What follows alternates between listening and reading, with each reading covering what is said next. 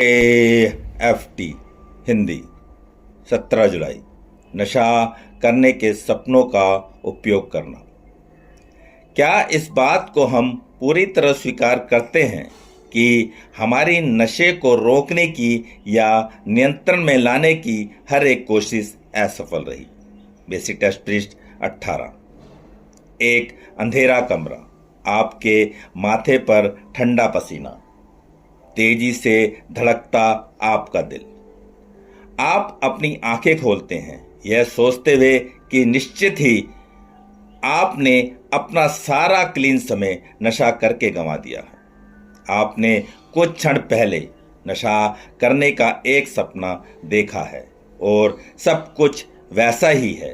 वे लोग, वे तमाम स्थान, वही दिनचर्या, वही एक बीमार से दर्द का एहसास, सब कुछ वैसा ही, जैसे कि हम सचमुच नशा ही कर रहे हों।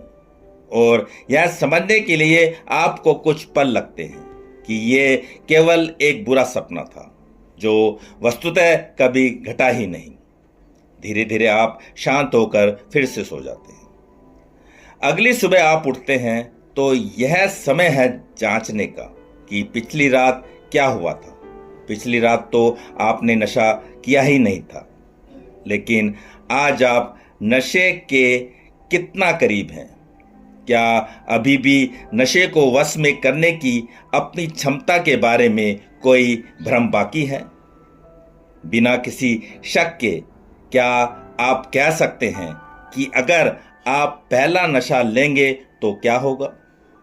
आज आपके और आपके सचमुच फिर से नशा उठाने के बीच कितना फासला है? आपका सुधार कार्यक्रम कितना मजबूत है?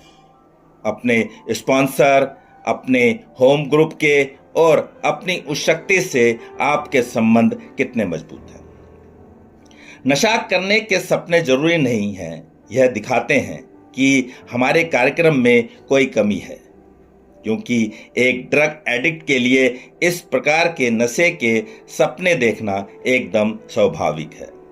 हम में से कुछ यह मानते हैं कि नशे के ये सपने उस शक्ति का तोहफा है जो हमें सक्रिय एडिक्शन के पागलपन को साफ तौर पर याद दिलाता है और हमें सुधार की दिशा में आगे बढ़ने के लिए प्रोत्साहित करता है।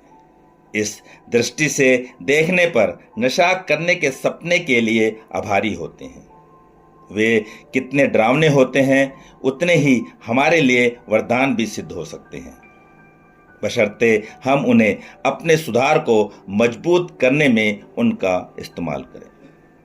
सिर्फ आज के दिन मैं अपने निजी कार्यक्रम पर एक बार पुनः गौर करूंगा और जो कुछ मैं पाऊंगा उसके बारे में अपने स्पॉन्सर से बात करूंगा और अपने सुधार को बेहतर बनाने के लिए तरीके खोजूंगा।